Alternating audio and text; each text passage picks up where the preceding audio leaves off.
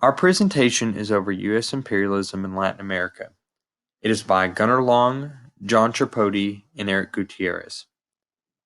The United States, like the European counterparts from which it spawned, has a long history of manipulative, influencing, and imperialistic abuses which tend to be overshadowed by the more numerous abuses perpetrated by the nations of Europe. For the purposes of this presentation, we will be talking about the abuses and influences against the peoples of Latin America on part of the United States. So, what is imperialism? In short, imperialism can be summarized as one country expanding its bigger and economical power over a smaller and weaker country in order to gain political and economical power. And this can be seen in multiple times in history, particularly with Europe as well, but for this presentation we'll be focusing in on the United States and what it did in Latin America. As we begin the discussion of U.S. imperialism in Latin America, we must first take a look at the Monroe Doctrine.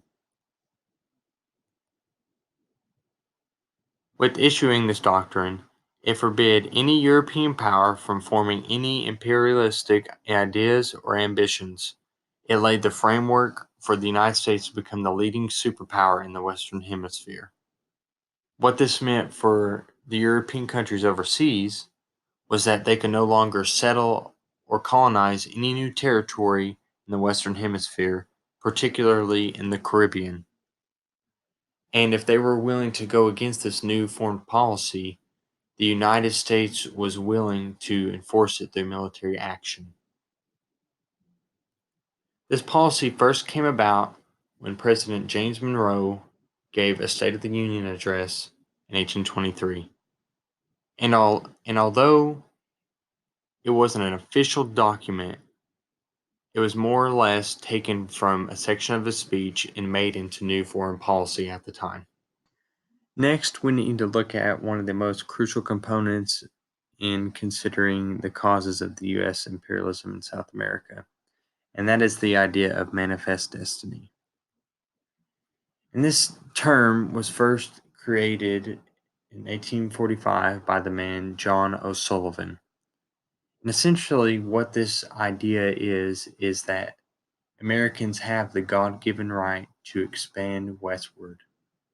They wanted to go from the Atlantic to the Pacific, coast to coast.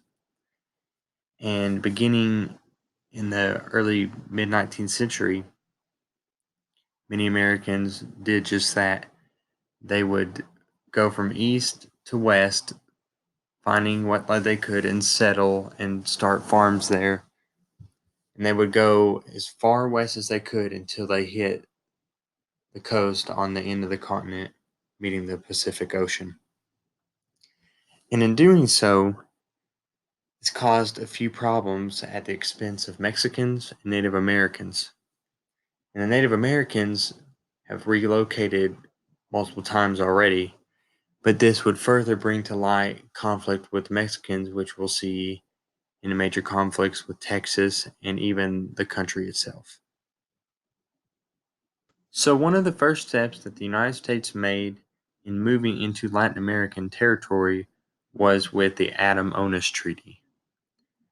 And it was signed in 1819 between the United States and Spain, and it was negotiated by John Quincy Adams, who at the time was Secretary of State. And it gave the U.S. essentially all of Florida and a few small parts of Alabama and Mississippi, but Florida was the main part in this. And shortly after this, Mexico gained its independence from Spain in 1821, and they would later recognize the new set boundary from this treaty, and we'll show you that right here. As you can see, we have Florida right here and a few parts of Alabama and Mississippi, and then we also have this new border line. And this border line would come into question in the coming years with revolts with Texas and Mexico. Texas was the first part of Mexico to receive a significant number of American settlers. The non-Indian populations of Spanish origin, or Tejanos, numbered only about 2,000 when Mexico became independent. And the idea of American settlement in Texas came from the man named Moses Austin, and he died, and his son would then later start to sell acres to Americans interested in settling. Shortly after, Mexico stopped allowing American settlers to come in 1830. And to make matters worse, the Texan Revolution would soon begin over the issue of Mexico banning slavery in this new territory. And this was only the start of the feud between Mexico and Americans. The Mexican-American War would last from April 25th, 1846 to February 3rd, 1848. And the real starting point can be seen when Texas was annexed by the United States on December 29th, 1845. And James Polk, who was the president at the time, looked at this situation and saw it as an opportunity to expand the American territory even further. And so he sent American forces to Texas looking to pick a fight with the Mexican army, and eventually the Mexican troops would fire on American soldiers. Yeah, we got a little picture of that right there. After many hard-fought campaigns in the Mexican-American War, it eventually culminated in the Battle of Mexico City. And the Battle of Mexico City was the unofficial end of the war. It would not be until February of 1848 until an actual peace agreement was made. And in this agreement, the U.S. would pay $15 million for the purchase of land in California and New Mexico, and it would also grant citizenship to Mexicans already living in the territories, and it established a new border along the Rio Grande River. So the Mexican cession is very important when discussing imperialism in Latin America. There is roughly 100,000 Latin American peoples that lived in the 500,000 square miles of territory that is now the United States. And so many went from being Spaniards to Mexicans, and now they're Americans. So their national identity has constantly been changing. And even in California, the Native American population went from 150,000 to 30,000 by the end of the Mexican American War. So as the United States began to expand and settle new territory, and here you can see the territory that was obtained through the treaty. So we have California, Nevada, Utah, Arizona, New Mexico, and they are all a part of the United States at this point.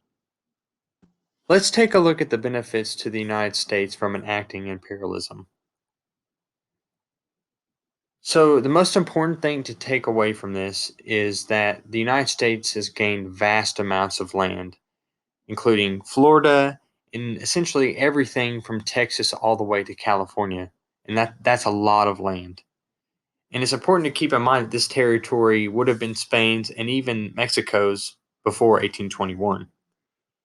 And it's also important to remember that the United States received huge economic benefits from these territories, which led to the uprising of the United States becoming the dominant superpower in the Western Hemisphere and not Mexico or any country in South America.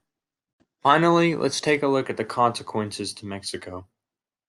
So, as we previously discussed, this agreement benefited the U.S. in a multiple amount of ways, but it came at a price for everyone else involved.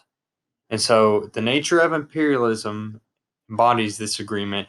And so, the main thing to make a note of is Mexico would never rise to its social and economic potential because the situation only allowed for one to succeed, and that is the United States.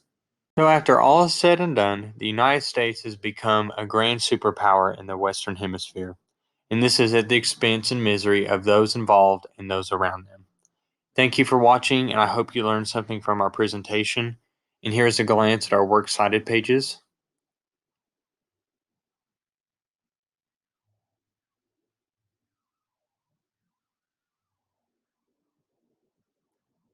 Thank you.